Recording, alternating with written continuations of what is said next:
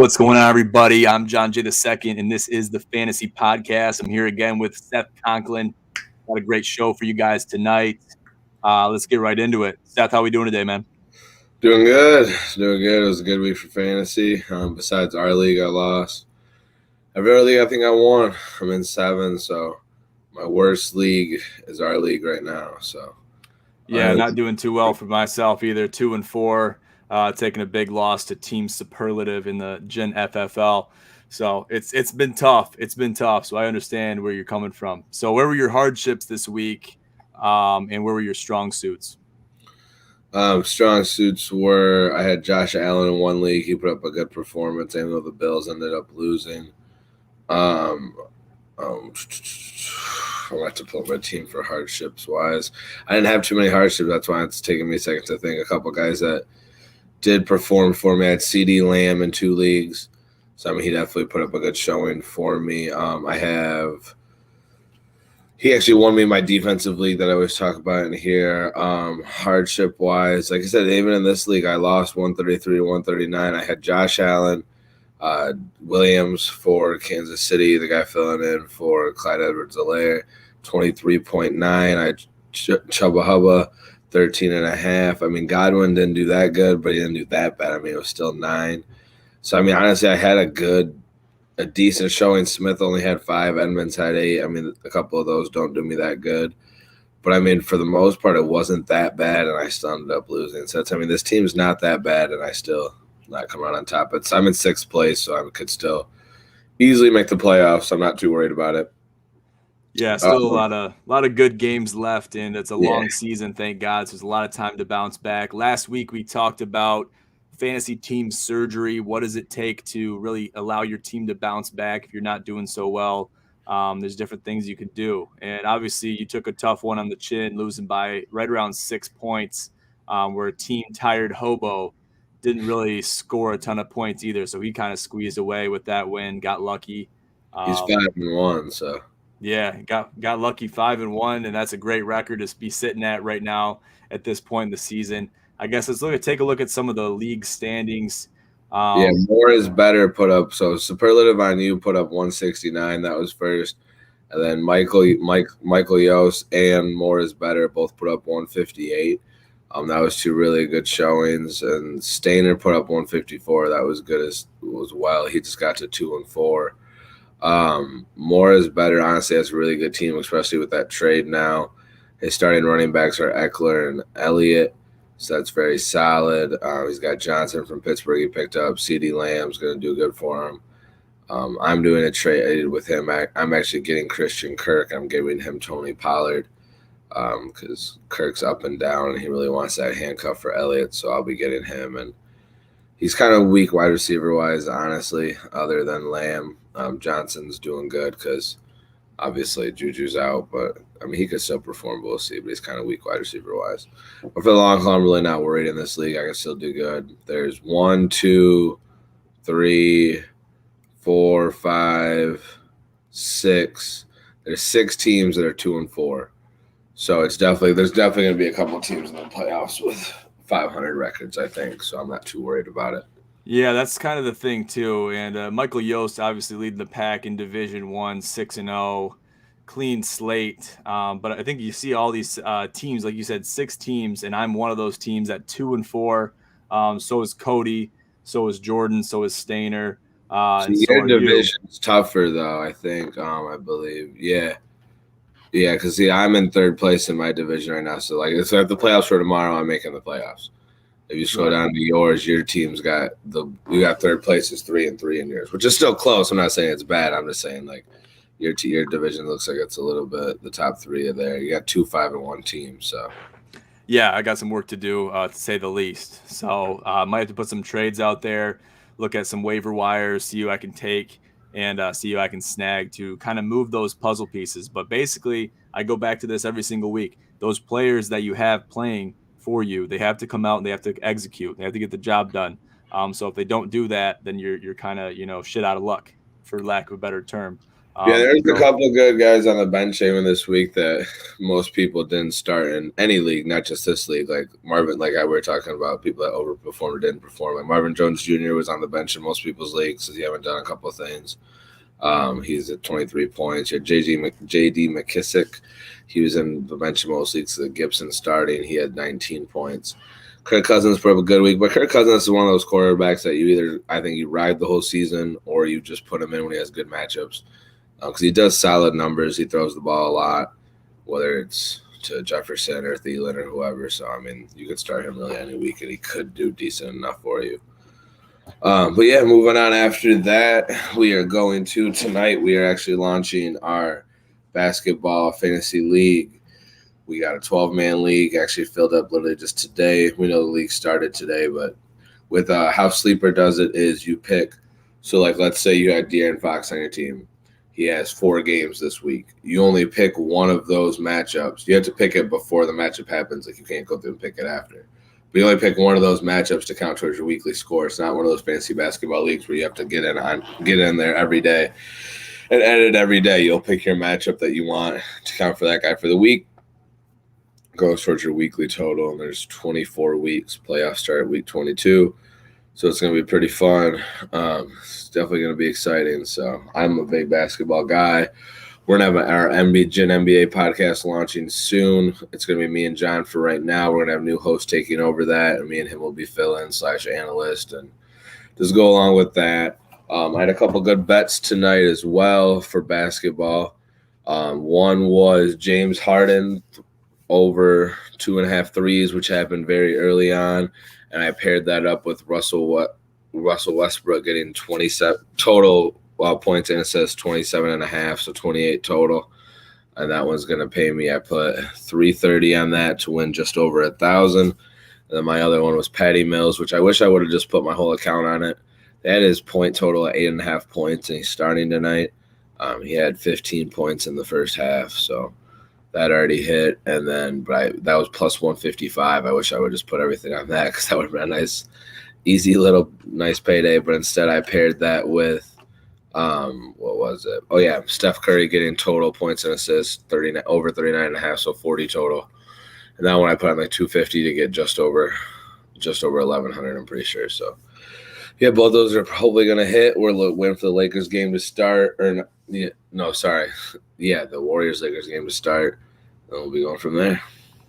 Yeah, a lot of bets happening this past weekend and will happen going forward, especially with NBA starting back up. So stay tuned for that. Stay tuned to our Bet with Gin outlet on Instagram. Real quick, I just want to share your bet slip from earlier this past weekend, Seth. Yep. And it was very impressive, something to be sought after. And it's pretty cool. So let's take a look at it real quick. So obviously you had the Cowboys minus 3.5. That was a nail biter. You needed that one to clinch it. Packers money line, Rams money line, and the over 38.5 with the Chiefs and the Washington football team. You want to talk us through the process that you went through when you made that bet and how you're feeling while that bet was live and active? Yeah, I do a couple bets Sunday morning when the player props launch, and once that happens, I go in and pair a couple of things up. I honestly wasn't worried about this one at all. As you can see, I put 1,000 on it. I thought it was going to be a lot easier than what it was, but the Cowboys ended up going to overtime. And then, they're crazy before overtime. Pick sixes, field goals happening back and forth. If somebody wins by a field goal, I don't win. Even if it's the Cowboys, it's got to be 4 points or more, which those are risky spreads. But I thought the Cowboys were easily going to get it against New England, but it didn't happen like that. Ended up going to overtime. Think I'm going to lose it because Pats get the ball. Pats turn it over. Or not turn it over. They just don't get a field goal, don't get a touchdown. Cowboys are driving down the field. I think they're going to kick a field goal. I'm like, there's no way I'm going to get this. I'm actually texting John about it. And then it ends up CeeDee Lamb gets open, which also helps me on 2 of my fantasy leagues. So that was dope as well. But not even just that. He ends up getting the touchdown and hits it because the 3 earlier games, Packers beat the Bears easy. As Aaron Rodgers said once he scored the touchdown, he owns the Bears. He always does. I wasn't worried about that game. Definitely wasn't worried about the Rams. And then Patty Mahomes, he usually has a pass going over 40 yards, and especially with that Washington secondary, I wasn't worried about that. That was the one that I thought was going to be the nail-biter for me, but that actually happened pretty early. And then the Cowboys ended up almost scaring me and having me lose that. But that was a nice little Sunday bet for sure. So, yeah, we're going to be having bets come out that are going to be charging soon. I'm going to prove that I can win some money for us. Even if my other ones lost, I lost a couple $200 ones and $70 ones this weekend, but that's still being up 4,800 total. So I put 2 out tonight that are 550 in total. Even if they don't lose, I still got 4,000 in the account, in that account that just went up to 5,400. I just started that WinBet account. So we'll see where it's at the end of this month. That's how I'm going to kind of pair it with if people should start paying more attention to us or not betting wise. I think we should. We're going to see how big it can get. Yeah, 100%. It's a great idea. Tell me real quick, how do you feel about the WinBet platform? I've downloaded the app. I have it. Haven't really, put too much effort into, building my account or putting any funds in there. I guess, how do you like the interface and how do you feel that app functions when you're placing bets? I like it. To be honest, I'm still a DraftKings guy, sportsbook. I like how they got the single game parlays now, and you can pair up some more stuff like that. WinBet's not there yet. WinBet's more in their developing stages too, so like a lot of times it'll glitch out and stuff. So not saying it's a bad app. They have a couple good promotions and stuff like that, but it's not the best either. I think they're more up and coming. They're not quite there yet. But I like checking out new ones every once in a while. I'll just download it, throw some money in there, check them out, see how they are as a company. They're good customer service-wise. I will say that win is. So you see that free bet where it says free bet down in the corner. That wasn't actually a free bet. I put money in. Went live in person. I put money in, like they had like a booth set up in between Lions Stadium and Comerica Park. I did a live bet there, and the lady actually messed it up in person. So I called them, and so that bet did go through, and it didn't hit. But because it didn't hit, and the lady miscommunicated a couple things, and a couple things went sour, the guy sent me $8,000 free bet back on top of my original free bet as well. So they ended up working out. So I ended up having to spend like $1,500 to get that free bet. And one of them, the lady kind of messed up my bet for me because she did it on her iPad live for me, which was weird in general. But I'm not going to lie, I was pretty intoxicated. So Yeah, that kind of comes into, the developing stages of the app and probably the entire company just building a sports book. It's not something that's easy to do, obviously. So that the fact that they had that good customer service obviously speaks to their name and to what they're trying to build. So that's good that they made it right for you. Yeah, for sure. Yeah, and not even too many sports books don't set up live tents to try to get customers. So they're definitely, like I said, they're definitely up and coming. So when we're up and coming too, so I'm not knocking them or nothing like that. The customer service saved it. If they wouldn't have made it right, then I wouldn't have definitely been saying more bad things about them. So yeah, definitely. Okay, so back to fantasy football a little bit real quick. Don't want to dive too back into it. We're on a short time schedule. Got our fantasy draft for basketball coming up later tonight. Actually, is it at 10:15 or 10:30? Yeah, 10:15. Yep, 10:15. So we can't be on too much later. I guess, who are we looking at to really grow and succeed? I got a couple players here on my docket, but I'm curious on who you think is either going to fall off as far as fantasy football is concerned, or who's going to gain some good fantasy stock going later on into the season. Where we're at now, you just got to look at who's getting targets on teams. I don't love teams with a lot of target share. Like, you're going to see Godwin get a couple more points, a couple more weeks around 9 points, but you're also going to see him a couple more weeks up in the high 20s, maybe even 30-point games. I mean, he's had 40 before, so anything can happen. But the target share is where it gets difficult long term. But playoff wise, yes, anybody like that can definitely help you out. But if you're struggling to get into the playoffs, or we're at the 2 and 4 teams that we were just talking, you really need to get into those guys that are going to do consistency for you. So you need to look at like a T.Y. Hilton who's just getting back healthy. I know he might have said he was injured again. Who knows? But if he's not, he's just getting back healthy. He's probably going to be Carson Wentz's favorite target. Anybody like that, not even just him.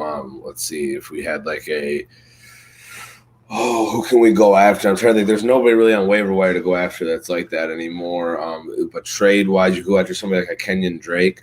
I think he's going to get a lot of passes from people on teams like that. In the PPR leagues, that's definitely a good solid flex. If you're in a 12-man league, sometimes it's hard to get a 10 to 12 points out of your flex guys per week. So if you can get somebody like Kenyon Drake, who's definitely going to get you at least an 8 to 12 point spread, sometimes more than that, especially with this new coaching staff. There's rumors that they really like him.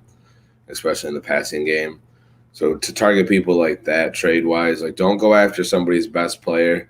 But if you're in a two-man flex league, it might just be nice to go after some guys that you can expect that 8 to 15 range from every single week on a given week. Consistency is key when you're trying to rebound and make these playoffs down the road. Yeah, Kenyon Drake's going to be huge going down the stretch. They got Rich Bisaccia taking on the new role as head coach, filling in for John Gruden. We talked about that, beat the hell out of it. Actually went live with one of our other podcasts last night talking about John Gruden again and some of the NFL woes. If you haven't checked that out, make sure to tune into that. Did a gin and tonic on John Gruden. Absolutely a mess. Entire scandal. It's terrible to see him go down this way. But I think in the long run, it will be better for the Raiders. You see them come out with that win this past weekend, and they're on the up and up. I think there's some bright future. There's some bright futures ahead for the Las Vegas Raiders. So I'm focused on that, and I think they're looking forward too. So you got to be looking forward in these types of scenarios, and just looking at the positives. It's hard to do, but you got to do it. Looking at some injuries, you got Dak Prescott, kind of with that calf injury on that last play of the game with that pass to CeeDee Lamb. He is day to day.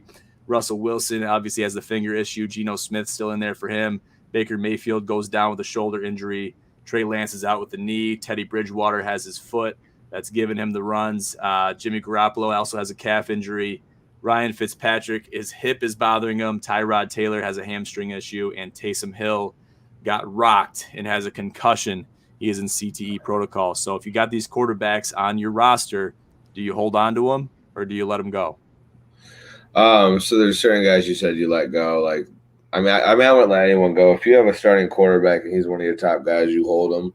You don't let him go. You put him on the IR, or you just hold him the whole season. Like Russell Wilson, you're not going to let him go. You're going to hold on to him. You don't replace him with Geno Smith, but you're going to hold him. Baker Mayfield, you could let him go for somebody else. Same with Trey Lance or Jimmy Garoppolo. None of those guys are top tier. I would almost start a Kirk Cousins over any of those guys. Not Baker Mayfield, but definitely over Trey Lance or Jimmy Garoppolo. And Jimmy Garoppolo is definitely going to start this week. He'll be healthy enough, but Trey Lance is going to be out this week. Yes, sir. Yes, sir. All right, cool. That brings us to the end. I want to make sure I'm ready for this fantasy draft in basketball. Right before we let you guys go today, Seth, you want to talk to the people about our merch and events coming up soon?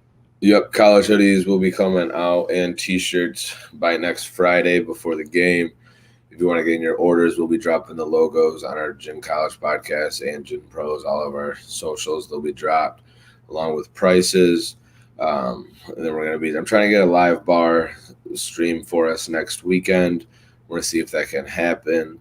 If not, then we definitely got our disc golf tournament next month, as well as the Turkey Bowl. Turkey Bowl is more of an in-house thing, but it's definitely going to be cool for you guys to watch. We're going to be making a big deal out of it. A lot of stuff coming with that. We're going to have a couple draft parties down the road for our future fantasy sports.